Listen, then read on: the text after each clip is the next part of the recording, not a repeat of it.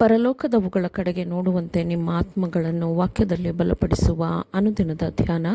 ಇಂದಿನ ಧ್ಯಾನದ ಶೀರ್ಷಿಕೆ ಕಷ್ಟಗಳನ್ನು ಎದುರಿಸುವುದು ಮತ್ತು ಜಯಿಸುವುದು. ಈ ದಿನದ ಸತ್ಯವೇದದ ವಾಕ್ಯ: ನಾನು ಭೂಮಿಯ ಕಟ್ಟಕಡೆಯಲ್ಲಿ ಹಿಡಿದು ದಿಗಂತಗಳಿಂದ ಕರೆದ ಜನವೇ, ನೀನು ನನ್ನ ಸೇವಕನು, ನಾನು ನಿನ್ನನ್ನು ಆರಿಸಿಕೊಂಡೆನು, ತಳ್ಳಲಿಲ್ಲ ಎಂದು ನಾನು ಹೇಳಿ ಸಂಬೋಧಿಸಿದ ಪ್ರಜೆಯೇ, ನೀನಂತೂ ಹೆದರಬೇಡ, ನಾನೇ ನಿನ್ನೊಂದಿಗಿದ್ದೇನೆ, ದಿಗ್ಭ್ರಮೆಗೊಳ್ಳದಿರು, ನಾನೇ ನಿನ್ನ ದೇವರು, ನಾನು ನಿನ್ನನ್ನು ಬಲಪಡಿಸುತ್ತೇನೆ, ಹೌದು ನಿನಗೆ ಸಹಾಯ ಕೊಡುತ್ತೇನೆ, ನನ್ನ ಧರ್ಮದ ಬಲಗೈಯನ್ನು ನಿನಗೆ ಆಧಾರ ಮಾಡುತ್ತೇನೆ. ಯೆಶಾಯ 41ನೇ ಅಧ್ಯಾಯ 9 ಮತ್ತು 10 ವಚನಗಳು. ಮಾನವ ಜ್ಞಾನದಲ್ಲಿ ಕಡಿಮೆಯಾಗಿದ್ದ ಕೆಲವು ಕೆಲಸಗಾರರು ದೇವರಿಂದ ಉನ್ನತೀಕರಿಸಲ್ಪಟ್ಟಿದ್ದಾರೆ. ದೇವರು ಒಂದು ನಿರ್ದಿಷ್ಟ ಕೆಲಸವನ್ನು ಮಾಡಲು ಮನುಷ್ಯರನ್ನು ಎಬ್ಬಿಸುತ್ತಾನೆ ಮತ್ತು ಅವರು ಹಂತ ಹಂತವಾಗಿ ಮುನ್ನಡೆಯುತ್ತಿದ್ದಂತೆ ಯೆಹೋವನೆಂಬ ನಾನೇ ಎಂಬವನ ಬಗ್ಗೆ ಅವರು ಕಲಿಯುತ್ತಾರೆ. ಆತನ ಕೆಲಸವು ತೆರೆದುಕೊಳ್ಳುತ್ತಿದ್ದಂತೆ ಅವರು ಇನ್ನೂ ಆತನ ನಾಯಕತ್ವದಲ್ಲಿ ಮುಂದುವರಿಯುತ್ತಾರೆ ಮತ್ತು ತಮ್ಮ ಕೈಯಲ್ಲಿ ದೇವರು ಇಟ್ಟಿರುವ ಕೆಲಸವನ್ನು ಅವರು ನಿರ್ವಹಿಸುತ್ತಾರೆ. ಆದರೆ ಉನ್ನತವಾದ ಸಾಮರ್ಥ್ಯಗಳನ್ನು ಹೊಂದಿರುವ ಇನ್ನೊಬ್ಬ ವ್ಯಕ್ತಿಯು ಬಂದು ಆ ಮನುಷ್ಯರು ಮಾಡುತ್ತಿರುವ ಕೆಲಸವನ್ನು ನೋಡಿ, ಇವರ ಬದಲು ಬುದ್ಧಿವಂತರನ್ನು ಕೆಲಸಕ್ಕೆ ಸೇರಿಸಿಕೊಳ್ಳಬೇಕು ಎಂದು ಭಾವಿಸಬಹುದು. ದೇವರು ಆ ಕೆಲಸಗಾರರನ್ನು ಹಂತ ಹಂತವಾಗಿ ನಡೆಸುತ್ತಿರುವುದರಿಂದ ಸಾಮರ್ಥ್ಯಗಳನ್ನು ಹೊಂದಿದ್ದ ವ್ಯಕ್ತಿಯ ಕೆಲಸವು ಸಂಪೂರ್ಣವಾಗಿ ಅವ್ಯವಸ್ಥೆಯಿಂದ ಕೂಡಿರುತ್ತದೆ ಮತ್ತು ಎಲ್ಲವೂ ಸರಿಯಿಲ್ಲದಂತೆ ಆಗುತ್ತದೆ. ಬದಲಾವಣೆ ಮಾಡಬೇಕೆಂದು ಅವನು ಪ್ರತಿಪಾದಿಸುತ್ತಾನೆ.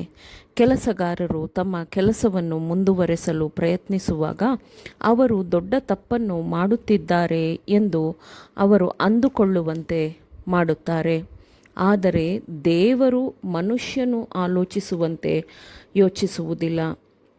ದೇವರು ಮುನ್ನಡೆಸುತ್ತಿರುವ ಕೆಲಸಗಾರರು ಕೆಲವೊಮ್ಮೆ ದೊಡ್ಡ ಗೊಂದಲಕ್ಕೊಳಗಾಗಬಹುದು, ಆದರೆ ಅನೇಕ ತೊಂದರೆಗಳನ್ನು ಎದುರಿಸಬೇಕು, ಜಯಿಸಬೇಕು ಎಂಬುದು ದೇವರ ಯೋಜನೆಯಾಗಿರುತ್ತದೆ. ಪ್ರತಿಯೊಂದು ಸ್ಪಷ್ಟವಾದ ವೈಫಲ್ಯವನ್ನು ಯಶಸ್ವಿಯಾಗುವಂತೆ ಮಾಡಿಕೊಳ್ಳುವ ದೃಢ ಸಂಕಲ್ಪದ ಕಡೆಗೆ ದೇವರು ಕೆಲಸಗಾರರನ್ನು ಉತ್ತೇಜಿಸುತ್ತಾನೆ.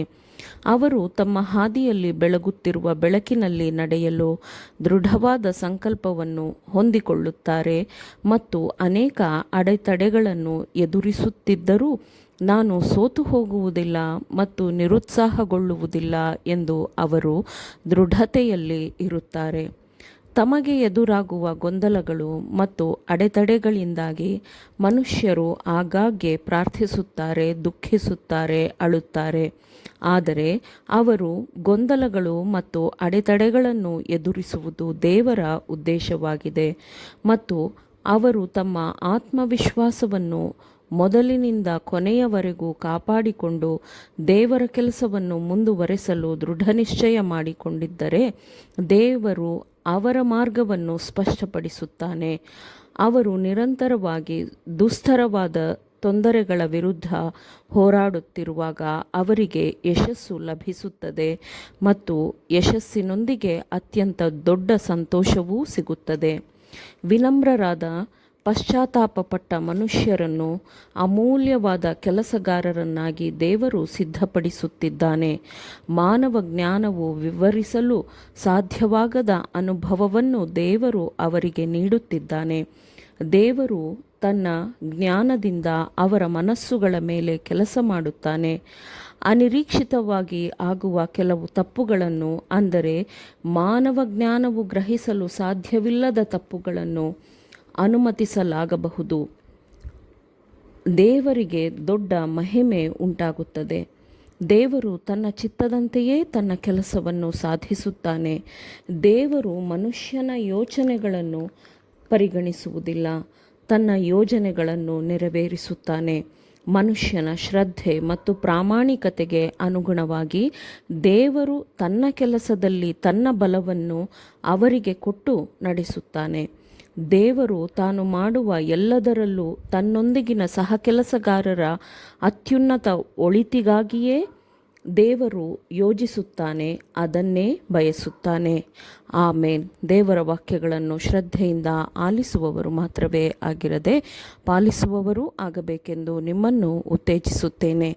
ಪರಿಶುದ್ಧಾತ್ಮನ ಸಹಾಯದಿಂದ ಆಲಿಸಿದ ನಿಮ್ಮೆಲ್ಲರಿಗೂ ಧನ್ಯವಾದಗಳು. ಮತ್ತೆ ದೈನಂದಿನ ಧ್ಯಾನಕ್ಕಾಗಿ ನಾಳೆ ಸಂಧಿಸೋಣ. ಆಮೇನ್.